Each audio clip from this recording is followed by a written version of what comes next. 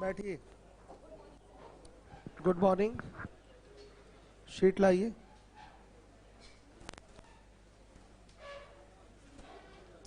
सभी बच्चे ध्यान दें, अब जल्दी एक टॉपिक कंप्लीट होने वाला है, नया बैच स्टार्ट होगा।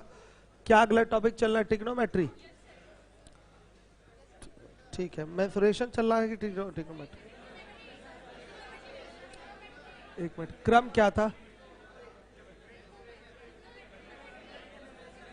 मैं कल बताऊंगा क्या चलेगा। मतलब नए बच्चों के लिए तो नया ही बैच होगा ना। कहां तक हो गया है? टाइप 3 कराना है। टाइप 3 नहीं, टाइप 2 में क्वेश्चन है। जैसे देखिए, रविकांत कह रहे हैं 17, 19, 20, 25, 26, 27, 50, 51, 70। क्या पूछ रहे हैं? नहीं सर, ग्राफ। अच्छा, अब तो क्वेश्चन आएगा। कल प्रॉब्लम हुई थी बच्चों को, विजय जायसवाल और रविकांत, नहीं दो बच्चों को प्रॉब्लम हुई थी। प्लीज सर को बोल दीजिए। नहीं सर, ग्राफ वाला 17, 19, 21 में से कोई एक बता दीजिए। 17, 19, 21 में से कोई एक बता दीजिए। ठीक है, लाइए। 17 ही देख लीजिए। हाँ, 26 आएंगे, 26 पे भी आएंगे। सब करा रहा हूं। पहले 17 नंबर देखिए, रविकांत ने पूछा है। कैसे लगेगा 17 नंबर का सवाल? पहचानना है। ये ग्राफ दिया हुआ है रविकांत लीवोलर, ध्यान दीजिए। ये ग्राफ दिया हुआ है, पहचानना है कि ये किस इक्वेशन का ग्राफ है। ऑप्शन है 4 आपके पास। y is equal to mod x minus 1, y is equal to mod x और -1, x equal to mod y plus 1, और d वाला है y is equal to mod x minus 2। बेटा रविकांत, मैंने आपको बताया था मॉड वाले जो ग्राफ है उसको आप पहचान लीजिए। y equal to mod x कैसे बनता है, माइनस मॉड x कैसे बनता है, x equal to mod y कैसे बनता है, ये थोड़ा जाने रहेंगे तो जल्दी हो जाएगा क्वेश्चन। आपको पता है कि ये इधर से ऐसे बनता तो y equal to mod x का ग्राफ होता। एक नीचे आया है, ये -1 है। इसका मतलब क्या है? ये आपका y is equal to mod x -1 का ग्राफ है। ये तो एक नॉर्मल तरीका था, बता दिया आपने। दूसरा तरीका है पॉइंट से पहचानना। आया समझ में? आप पॉइंट देखकर पहचान लें कि ये किस इक्वेशन का ग्राफ है। तो -1 कॉमा 0 कॉमा -1 यहाँ एक पॉइंट मिल रहा है। 0 कॉमा -1 एक पॉइंट मिला कि नहीं मिला? तो 0 कॉमा -1 एक पॉइंट इस रेखा का है। तो जिसको भी ये सेटिस्फाई करेगा वही ग्राफ इसका सही होगा। x की वैल्यू 0 रखेंगे तो y की वैल्यू -1 किस में आ रही है? नहीं आ रही है, इसमें गलत हो गया ये। x की वैल्यू 0 रखेंगे तो y की वैल्यू -1 इसी में आ रही है। x की वैल्यू 0 रखेंगे तो मॉड y की वैल्यू कहाँ आ रही है? -1 नहीं आ रही है। x की वैल्यू 0 रखेंगे तो y की वैल्यू -2 आ रही है, ये भी नहीं आ रहा है। मतलब आप पॉइंट देखकर, मतलब पॉइंट का कोऑर्डिनेट देखकर आप उस कोऑर्डिनेट को नोट करिए और ऑप्शन में ले जाकर सब में सेटिस्फाई कराने की कोशिश करिए। जो भी ऑप्शन का इक्वेशन सेटिस्फाई हो गया रविकांत, वही सही होता है। ये एक नियम है। अगर किसी का कोऑर्डिनेट आपको पता है तो, हमने कल भी क्वेश्चन किया था तो ऐसे ही चेक किया था। नेगेटिव वाले कोऑर्डिनेट चेक करना ज़्यादा फायदेमंद रहता है, थोड़ा सा चेकिंग में यूनिकनेस आ जाती है, कई सारे ऑप्शन मैच नहीं करते। तो चूंकि एक ही पॉइंट से तो कई सारी रेखाएं जा सकती है, कभी कभी ऐसा होता है कि एक ही पॉइंट से आपको दो इक्वेशन सही दिखाई देते हैं, तो पॉइंट बदल के रख लिया करिए। बस इतना ही है रविकांत, और कुछ नहीं। कुछ विशेष कल नहीं बताया गया था। कल जो क्वेश्चन थे सबके सब पीछे पढ़ाए हुए थे, बस इसका एप्लीकेशन बताना था, जो कि मैंने बता दिया। कि देखिए ये ग्राफ है, ग्राफ को पहचानना है कि ये किस इक्वेशन का ग्राफ है। तो तरीका आपके पास क्या है? कोऑर्डिनेट अगर क्लियर है, 3 तरीके हैं। कोऑर्डिनेट क्लियर है तो कोऑर्डिनेट उठा के रखिए, सबसे सटीक तरीके से आपको आंसर मिल जाएगा। कभी कभी एक कोऑर्डिनेट रखने से दो इक्वेशन सही दिखाई देते हैं, तो होता भी है। एक बिंदु से तो कई सारी रेखाएं जा सकती हैं, तो फिर आप कोऑर्डिनेट आप बदल के रख लीजिए। यहाँ पर कंफर्म है कि एक कोऑर्डिनेट मिल रहा है क्या? 0,-1, ये है ना 0,-1, x पे 0 है, y पे -1 है, तो आराम से आप किसी में रख के चेक कर लीजिए। ये भी चेक कर सकते हैं, -1,0 भी है एक पॉइंट, है ना, चेक कर सकते हैं, जो सेटिस्फाई हो जाए वही सही। -1,0 रख के चेक करेंगे तो ये 0 आ ही रहा है, x की वैल्यू -1 रखने पर y की वैल्यू 0 आ ही रही है, सेटिस्फाई हो रहा है। आ रहा है समझ में? एक ये कोऑर्डिनेट वाला तरीका हो गया। दूसरा तरीका, जब कोऑर्डिनेट ना दिया हो तो सबका इक्वेशन बना लीजिए, रफ फिगर, जितने भी ऑप्शन दिए गए हैं सबका एक रफ फिगर बना लीजिए। तीसरा तरीका है कि मॉड वाला कोई क्वेश्चन है तो एक ओवर कहा जाए तो एक नॉर्मल सा आपको सिस्टम पता है कि मॉड एक्स का ग्राफ क्या होता है, माइनस मॉड एक्स का क्या ग्राफ क्या होता है, प्लस है, +2 है तो 2 ऊपर शिफ्ट हो जाएगा, -2 है तो 2 नीचे शिफ्ट हो जाएगा, जितना प्लस माइनस है उतना ऊपर नीचे ये शिफ्ट हो जाता है।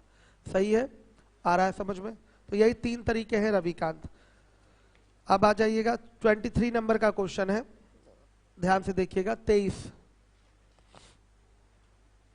नंबर का क्वेश्चन है। मौसम चेंज होने के कारण थोड़ा सा स्वास्थ्य में गड़बड़ी आ गई बच्चे। पहले बीमारी नहीं होती थी, आजकल हो जाती है। चलिए,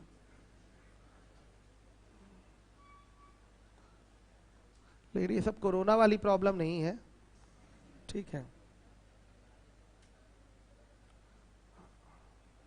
ये लीजिए, सबसे पहले तो इन इक्वेशन का ये ग्राफ है, ये लाइन है और ये इसका रीजन है, क्षेत्र है। सबसे पहले ये किस लाइन का ग्राफ है उसका इक्वेशन देख लीजिए। y इज इक्वल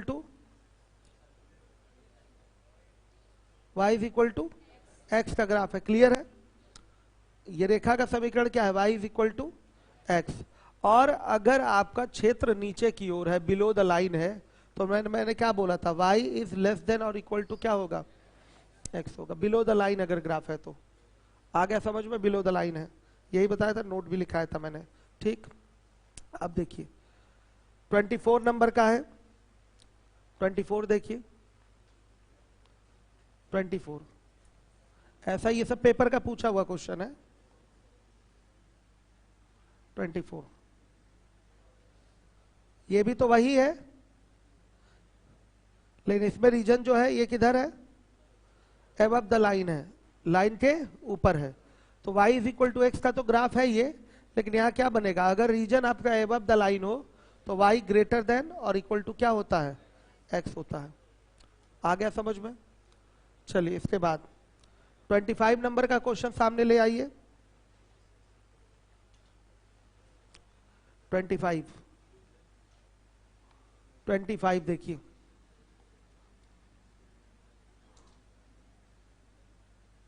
बच्चे ये किसका ग्राफ होता है?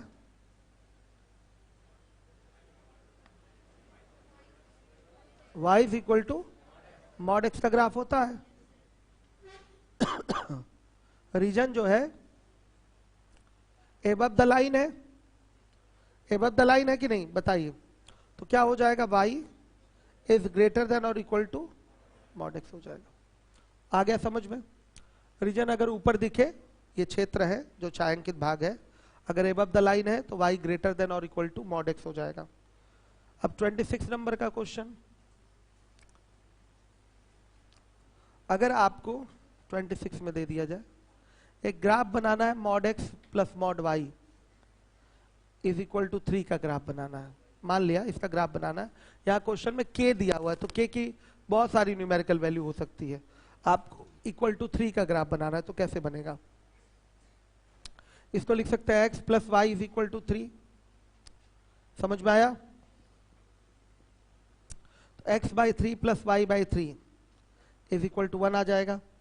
आया? फिर बच्चों ऐसे भी लिख सकते हैं, -x minus y is equal to 3।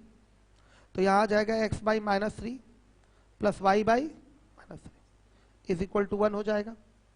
आप इसको ऐसे भी लिख सकते हैं, मतलब अलग अलग करके लिख रहे हैं, बाकी लिखा सब तो साथ में ही जाएगा। अगर इसको लिख रहे हैं आप कैसे? -x plus y is equal to 3, तो x by -3 plus y by 3 is equal to 1 हो जाएगा। एक और लिख लीजिए, चौथा तरीका, x minus y is equal to 3 लिख सकते हैं। एक पार्ट होगा कि नहीं इसका, इसमें भी डिफाइन होगा ये, एक प्लस ले लिया और एक माइनस ले लिया, इस पर भी डिफाइन होगा। तो ये आएगा x/3 plus y/-3 is equal to 1 हो जाएगा। अब प्लॉटिंग करने जा रहे हैं, 1 2 3 1 2 3 1 2 3 1 2 3। देखिए वहां जो दिखाई दे रहा है x प्लस वाई बराबर 3 में x इंटरसेप्ट y इंटरसेप्ट 3 3 दिखाई दे रहा है, तो कैसे जाएगा, ये ऐसे जाएगा। हो गया, ये 3 ये भी 3, समझ में आया। आगे लाइन मत बढ़ाइएगा, कटेगा ना ये भी इससे। और दूसरे वाले में दोनों इंटरसेप्ट माइनस में दिख रहे हैं, तो -3 ऐसे आएगा, आएगा। तीसरे वाले में एक इंटरसेप्ट माइनस में दिख रहा है x वाला, और y इंटरसेप्ट प्लस में दिख रहा है, तो ये ऐसे जाएगा। आ गया समझ में। और फिर चौथे वाले में ध्यान से देखिएगा, चौथे वाले में क्या हो रहा है, हाँ एक इंटरसेप्ट प्लस में है x वाला और y इंटरसेप्ट माइनस में है, तो ये ऐसे जाएगा। क्या बना, एक वर्ग बन गया। क्या बना, वर्ग। तो ये किसका ग्राफ हो गया, मॉड x प्लस CDS का पूछा हुआ सवाल है इसलिए दे दिया मैंने, हो सकता है SSC में कभी आ जाए। ये mod x plus mod y is equal to 3 का ग्राफ है। अगर बेटा यहाँ k हो जाए तो ये ऐसे हो जाएगा। आ रहा है समझ में, ये ऐसे हो जाएगा। समझ रहे हैं, ऐसे चलता रहेगा। अगर k हो जाए, k मतलब कोई भी न्यूमेरिकल वैल्यू हो सकती है। हमने एक पे दिखा दिया आपको, mod x plus mod y। Ravikant और जायसवाल जी 2 बच्चे हैं लीवोलन पे, अतृप्त बच्चे हैं, ठीक है। तृप्त हुए कि नहीं, समझ में आया। रविकांत और विजय जायसवाल बताइए। हम नहीं चाहते कोई बच्चा अतृप्त रहे। अच्छा सानिया मन जाती है, मन तेज पढ़ा दिया क्या मैंने, सबको आए, वो बच्चों वाली चीज थी इसलिए मुझे लगा कि थोड़ा पढ़ा दो ऐसे ही, कि और डिटेल चाहिए। चलिए कल खत्म हो जाएगा इसका CL आपके नंबर सिस्टम का। परसों होगा टेस्ट, परसों मैं उपलब्ध भी नहीं रहूंगा, परसों होगा टेस्ट। कोऑर्डिनेट का भी टेस्ट करा लेंगे और नंबर सिस्टम भी करा लेंगे। रिवीजन कर लीजिए आप लोग प्रॉपर। हो गया ये, फिर बताऊं क्या। ऐसे ही अगर आपको 4 लेना हो, 5 लेना हो, 6 लेना हो, कुछ भी लेना हो ले सकते हैं। अगर इससे बना एरिया पूछे, इससे जो फिगर बनेगा mod x plus mod y is equal to 3 से बना हुआ एरिया पूछे, तो एक वर्ग ही तो बन रहा है। क्या बन रहा है, वर्ग बन रहा है।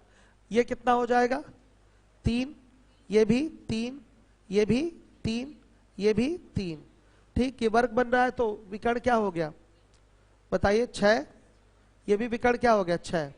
तो वर्ग का क्षेत्रफल होता है विकर्ण का स्क्वायर बटा 2। होता है कि नहीं वर्ग का एक क्षेत्रफल, नहीं होता क्या, विकर्ण का स्क्वायर बटा में 2 नहीं होता। सीधे सीधे हो गया विकर्ण का स्क्वायर यानी कि 6 का स्क्वायर 36, 36 बटा 2 यानी कि 36 बटा 2 यानी कि 18। ये आंसर आ जाएगा।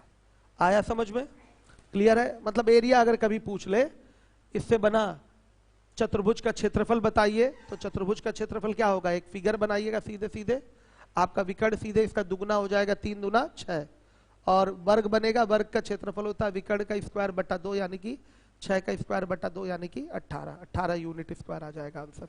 खैर इसमें एरिया लिखा नहीं मैंने।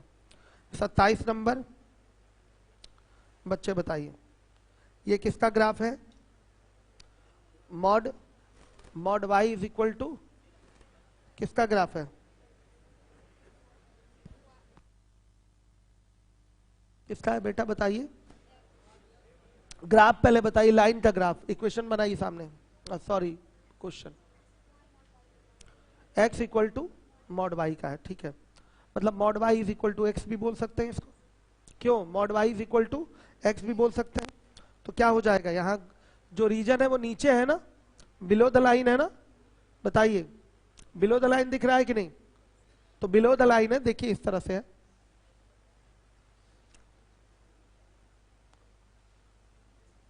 जो भी आना है इसके अंदर ही आना है। अब जो भी इक्वेशन बनेगा उसके अंदर ही बनेगा। तो इसमें क्या होगा, mod y is less than और इक्वल टू x हो जाएगा। तो इसका क्या हो जाएगा, mod y is less than और इक्वल टू x हो जाएगा। ये असमीका का ग्राफ है। एक और बताया था, जब डॉटेड हो लाइन तो उसमें बस इक्वल टू हट जाता है, बताया था ना सीएल में। चलिए टाइप 3 से क्वेश्चन मैं पूछूं या आप पूछेंगे? नहीं, चलिए रविकांत और जायसवाल जी को पूछने देते हैं। लीवोलन वाले दोनों पूछ लीजिए, आप लोग जो पूछना हो पूछिए। और ऐसा सवाल मत पूछिएगा कि मुझे ब्लॉक करना पड़े आप लोगों को, पैसा भी जाएगा, नुकसान भी होगा। पूछिए, टाइप 3 से आप लोग भी तैयार रहिए पूछने के लिए, आप ही पूछ लिए। सब हो गया, ओरल हुआ है ना, सारे क्वेश्चन ओरल। एक सवाल रुका होगा, एक रुका होगा। आप लोग जायसवाल जी और रविकांत दोनों बच्चे पूछ ले, और तेलियरगंज वाले आप भी पूछ लीजिए, ये बाद में मत रोइएगा कि सर नहीं करवाए।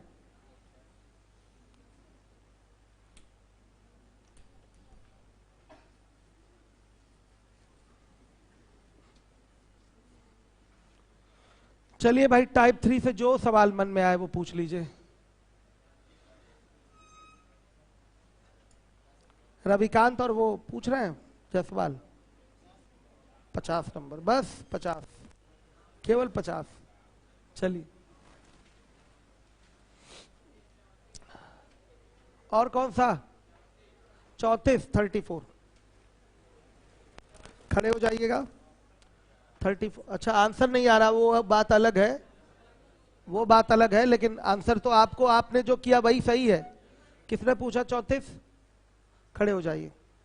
रेखा y इज इक्वल टू -2, आप बताइए आपका आंसर क्या है?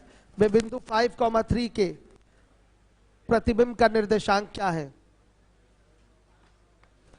5,-7, सही बोल रही है, गुड, सही है, फिर एकदम सही है। 5,-7 होगा। 5 जो एक्स कोऑर्डिनेट है वो कांस्टेंट हो जाएगा, तो सीधे दुगना करके उसमें से घटा देंगे, तो 5,-7 आ जाएगा। ठीक है, एकदम सही है। एग्जाम में आएगा, सब कर लेंगे।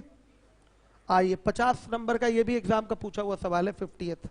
आइए देख लीजिए बिंदु, सब ये सब एग्जाम के ही मैक्सिमम सवाल है इसमें, जो पूछे गए हैं, दिए गए हैं, सब मैक्सिमम एग्जाम के ही क्वेश्चन है। 17-18 में आपका जो पेपर हुए थे, इतनी बार पूछ लिया था प्रतिबिंब वाला क्वेश्चन, बहुत पूछा था, हर पेपर में पूछा था प्रतिबिंब का क्वेश्चन।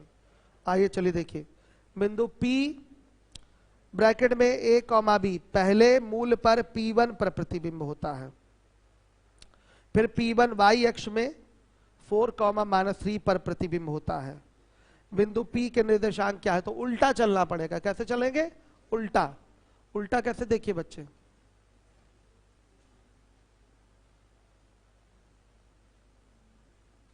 x अक्ष y अक्ष, y अक्ष में 4, -3 पर प्रतिबिंब होता है, यानी कि 4, -3 ये हो जाएगा, 4, -3 ये हो गया। अब ये P1 y अक्ष में 4, -3 पर प्रतिबिंब होता है, ठीक। और ये जो प्रतिबिंब हुआ है y अक्ष से हुआ है, y अक्ष से हुआ है, तो इसका जो बिंदु होगा जिसका ये प्रतिबिंब है वो क्या होगा? -4, -3 होगा। इसी का ये प्रतिबिंब बनेगा y अक्ष पे, ये क्या होगा? P1 होगा। और ये पहले मूल से प्रतिबिंब हुआ है, तो पहले मूल से प्रतिबिंब होने का मतलब ये यहां जाएगा। आया समझ में? ये कहां जाएगा? यहां जाएगा। तो इसका कोऑर्डिनेट क्या हो जाएगा बताइए? 4,3 हो जाएगा। ये आपका आंसर। फर्स्ट में चला गया ना ये उठ के। देखिए जो होना है y अक्ष, देखिए पहले ये मूल से प्रतिबिंब, मूल मतलब ये मूल बिंदु, ये मूल बिंदु से प्रतिबिंब हुआ है, तो ये तो यहीं आएगा भाई। ये मूल बिंदु अगर मिरर हो गया तो ये यहां से उठ के यहां आएगा। फिर y अक्ष पे इसका प्रतिबिंब बना है, तो y अक्ष का प्रतिबिंब यहां जाएगा, और तो कहीं जाएगा नहीं। y अक्ष तो यही है, तो y अक्ष का प्रतिबिंब यहां जाएगा।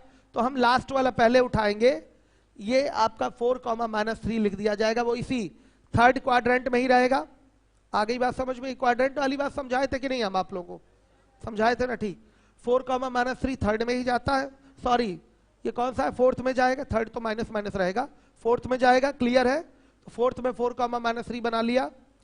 अब ये y से प्रतिबिंब हुआ है, y के सापेक्ष, तो y के सापेक्ष हुआ है, तो किस बिंदु का ये प्रतिबिंब रहेगा? वापस से इसका उल्टा प्रतिबिंब बना लीजिए, तो 4, -3 का प्रतिबिंब -4, -3 बनेगा। तो इसी का प्रतिबिंब ये है, इसका प्रतिबिंब ये है, लास्ट में ये बना है।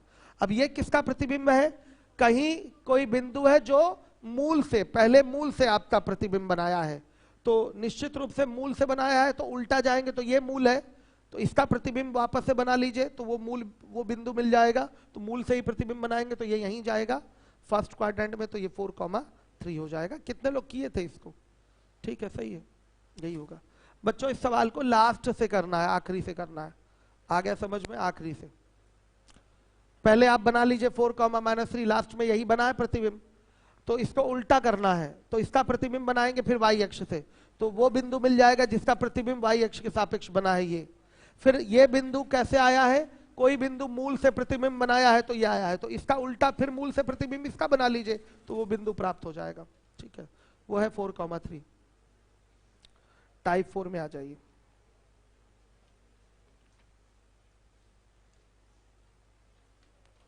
चलिए,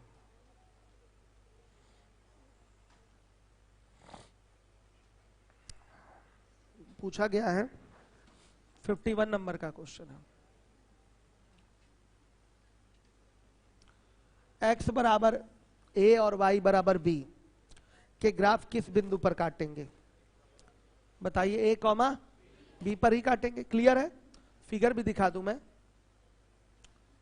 x बराबर a है, आ रहा है बच्चों समझ में, और y बराबर b है। तो कहाँ काट रहे हैं? ये a हो गया, ये b, तो यही काट रहे हैं a कॉमा b पे। ये क्या है? x बराबर a है और ये y बराबर b है। कहाँ काटे हैं? a कॉमा b पर ही काटे हैं। टाइप 4 पे आ जाइए अब। 51 नंबर का क्वेश्चन।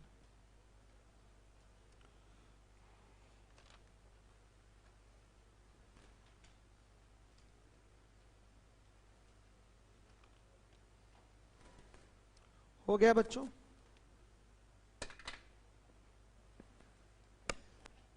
हम्म 52 नंबर का क्वेश्चन है आपका। सरल रेखा 2x + 3y = 12 निम्न में से किससे गुजरती है? तो इसको जरा पूछा है कौन कौन से क्वाड्रेंट से जाती है, ये क्वेश्चन है। लगाइए। बाबू सो गए क्या? अनिकेत लगाइए अगला क्वेश्चन।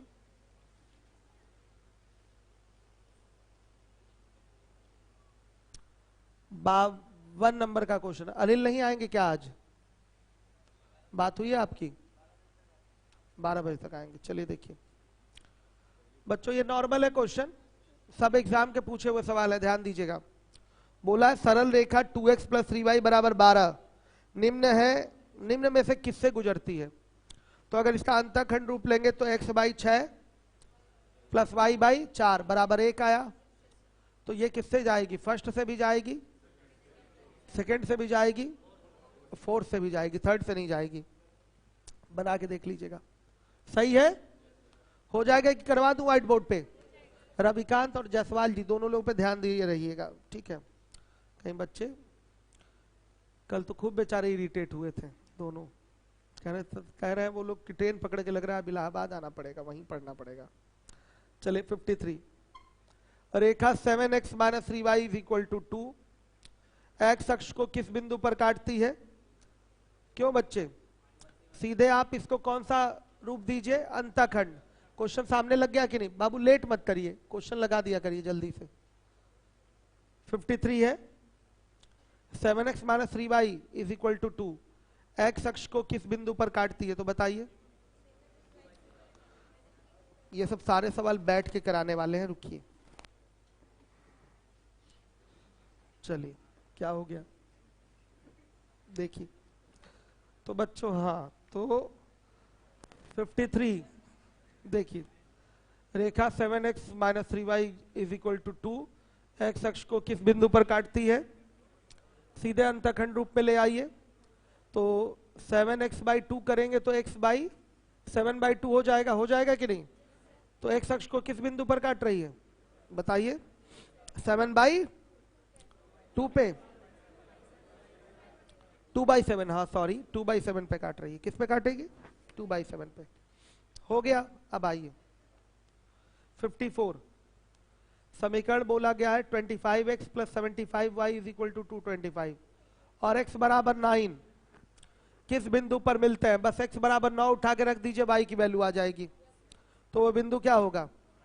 9, एक ही ऑप्शन भी है, 9 पहले किस में दिया हुआ है? ऑप्शन बी में।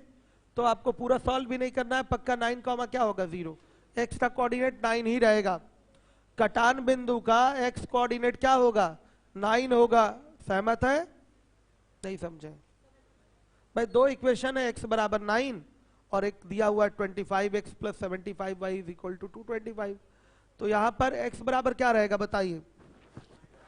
9 ही रहेगा। आ रहा है समझ में? और फिर y बराबर 0 आ जाएगा। आप बिना मान रखे भी डायरेक्ट बोल सकते हैं क्योंकि 9 पहले केवल एक ही ऑप्शन में है।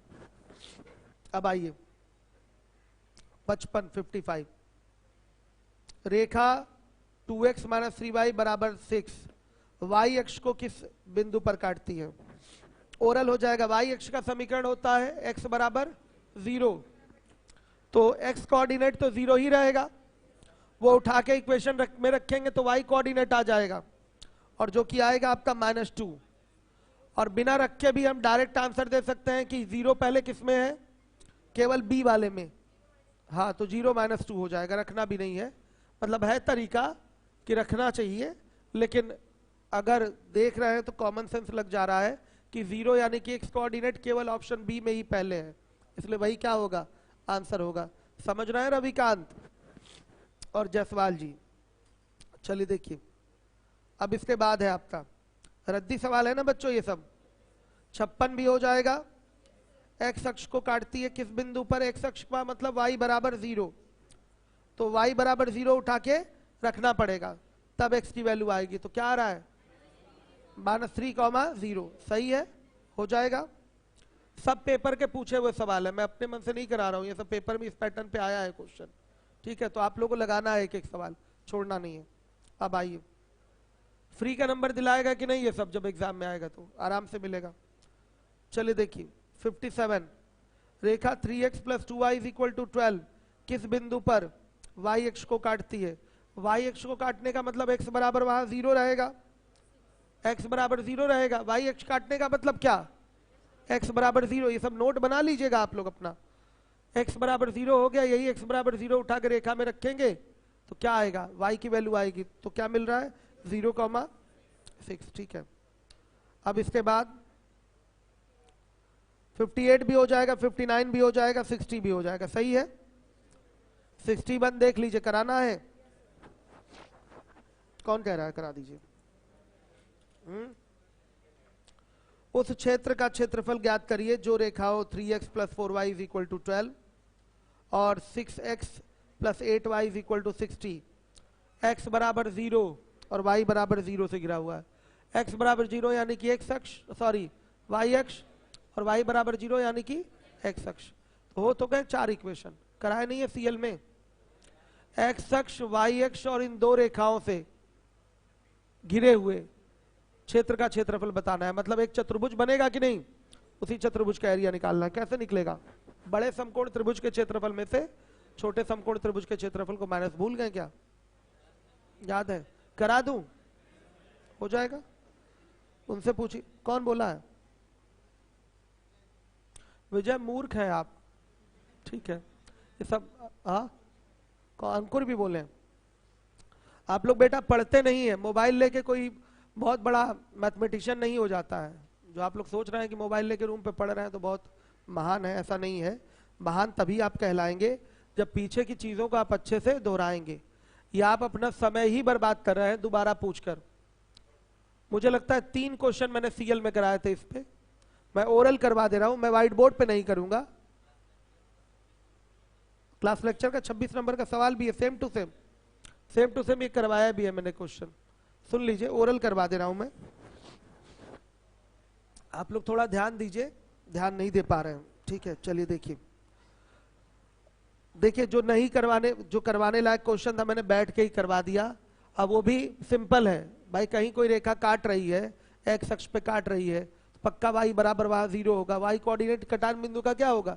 0, ये सब तो सब बता ही चुके हैं। तो सीधे y कोऑर्डिनेट उस रेखा में ले जाके रखेंगे तो क्या निकल के आ जाएगा, x कोऑर्डिनेट आएगा कि नहीं आएगा, यही सब तो है बस।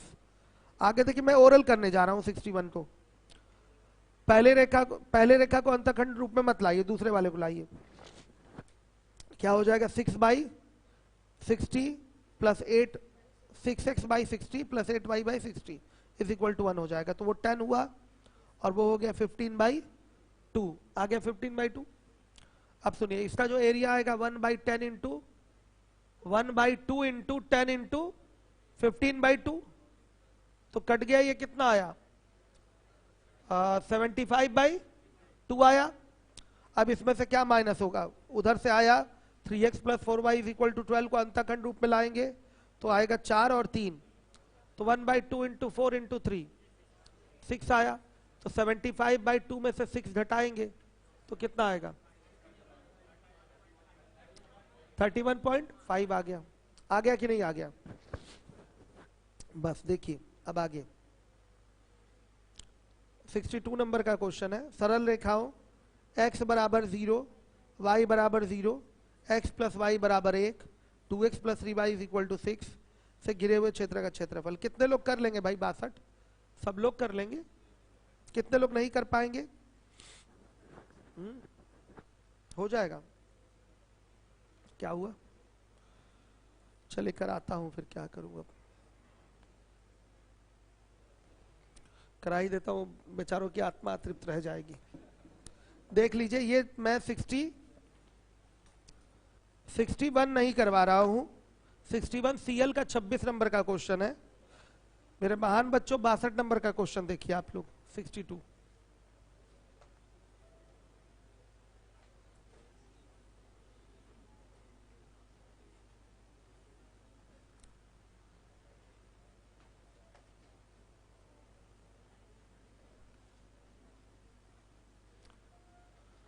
x बराबर 0 यानी कि क्या हो गया, ये y अक्ष है,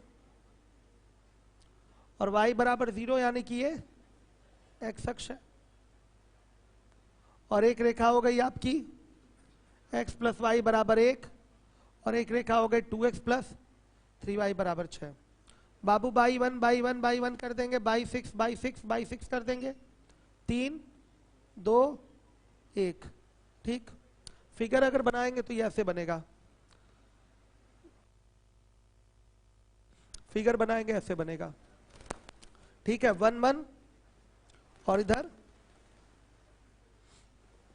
ये बना पूरा कितना, ये 3 है ना, ये पूरा 3 हो जाएगा और ये 2 हो जाएगा, इसी का एरिया चाहिए। रविकांत और विजय जायसवाल ध्यान दीजिए, क्या करना है, इसी छायांकित भाग का एरिया निकालना है। तो पूछा है चतुर्भुज का क्षेत्रफल ना, एरिया कैसे आएगा, बड़े समकोण त्रिभुज के क्षेत्रफल में से 3 इंटू 2, छोटे समकोण त्रिभुज के क्षेत्रफल को माइनस कर दीजिए, 1/2 इंटू 1 इंटू 1 कितना, 2 सही 1/2 यूनिट स्क्वायर, ये आपका आंसर है।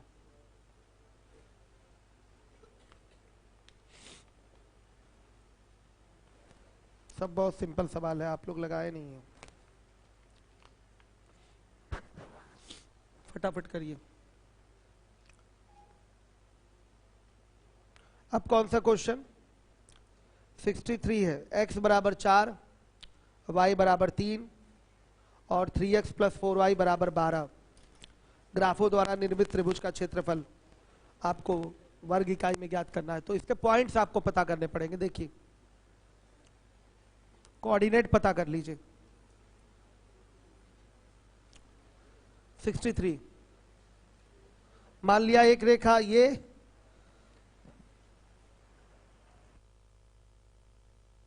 एक रेखा ये, देखिए ये x बराबर 4 हो गया, y बराबर 3 हो गया, और ये हो गया 3x plus 4y is equal to 12। आ रहा है समझ में? ऐसे कर लीजिए, ज्यादा अच्छा है, अंतःखंड में मत लाइए इसको। सॉरी बच्चों, तो क्या करेंगे, आपको इन दोनों रेखाओं का प्रतिच्छेद बिंदु का निर्देशांक चाहिए। सीधे x बराबर इसमें 4 रख देंगे तो y बराबर क्या आ जाएगा, 0 आ रहा है, तो 4,0 इसका कोऑर्डिनेट हो गया। इसका कोऑर्डिनेट क्या होगा, 4,3। क्यों, x बराबर 4 और y बराबर 3 है, तो इसका कटान बिंदु क्या होगा, 4,3। सही है कि नहीं, x बराबर 4 और y बराबर 3, तो इसका कटान बिंदु 4,3 नहीं होगा क्या, होगा ही।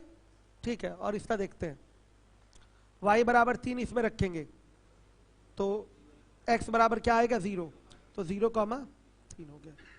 अब इनसे घिरे हुए, मतलब इन भुजाओं से घिरे हुए त्रिभुज का क्षेत्रफल निकाल लेंगे बड़े आराम से। फॉर्मूला 123, 231, 312। कर लेंगे प्रयोग, आता है ना प्रयोग, कर लीजिए, पॉइंट्स पता करके फटाफट निकाल लेंगे, कोई प्रॉब्लम नहीं होगी। सही है, क्या अंतखंड से करेंगे तो बच्चों को प्रॉब्लम होगी, सीधे हाँ अंतखंड में करेंगे तो वहां पर फिर ऊंचाई लेनी पड़ी। देखते हैं, रुकिए, y बराबर 3 लेना है, तो y बराबर 3 ये हो गया। फिर क्या लेना है, x बराबर 4 लेना है, x बराबर 4, हाँ ठीक तो है, हो तो रहा है बच्चे, x बराबर 4 लेना है, तो ये हो गया। और फिर सेम वही बन गया, 3x plus 4y is equal to 12, मतलब बाई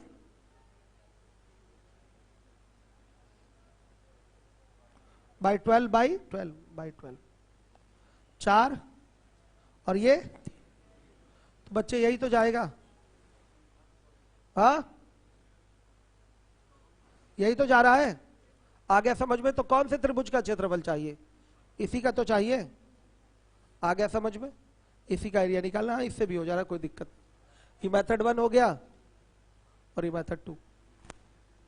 ये क्या है, यहां 4 छोड़िए इसको, ये y बराबर क्या है, 4 है, ये x बराबर क्या है, x बराबर उल्टा हो गया क्या, ये 3 है और ये 4 है, और ये रेखा क्या है, 3x plus 4y equal to 12। इसी का एरिया निकालना है बाबू। ये 2 रेखाएं हो गई और ये तीसरी रेखा हो गई, हमको इसका नहीं निकालना, इसका निकालना है।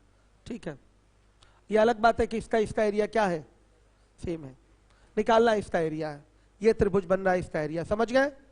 अंतखंड रूप लगा लिया, ये रेखा खिंच गई, x बराबर 4 भी बना लिया और y बराबर 3 भी बना लिया, यही तो फिगर होगा। बताइए रविकांत, विजय, ये भी तरीका है आपके पास, वो भी तरीका है, दोनों है, बच्चों ने वैसे भी लगा लिया था,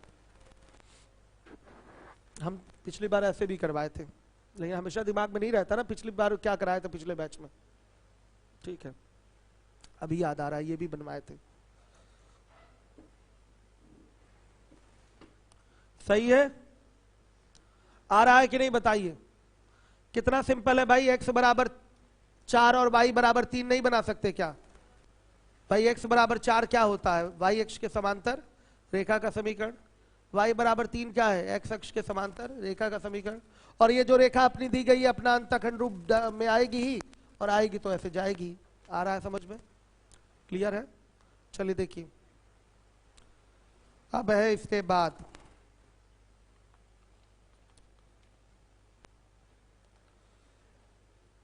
दिया गया 4x plus 5y is equal to 40, x अक्ष, y अक्ष, x बराबर 5, y बराबर 4 के ग्राफ द्वारा निर्मित त्रिभुज का कुल क्षेत्रफल क्या होगा। 6, कौन सा 6, इसमें 40 आ रहा ना, बनाइए करिए, देखिए फिगर ही बना ले, ज्यादा अच्छा है। आप लोग करिए, अब मैं आज इतना ही कराऊंगा।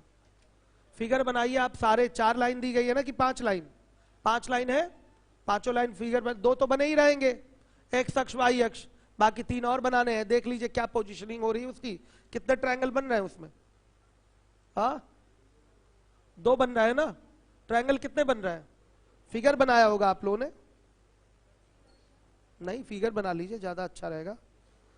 5 कितनी साइड है इसमें,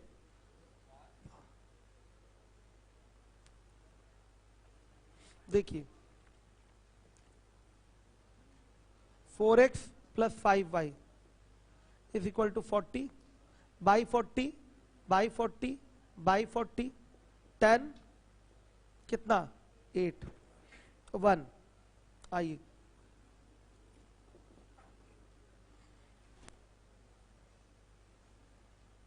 टेन एट 10 8। फिर उसके बाद फिर बोला x बराबर 5, x बराबर 5 लेना है और y बराबर क्या लेना है 4। ये है, सही है।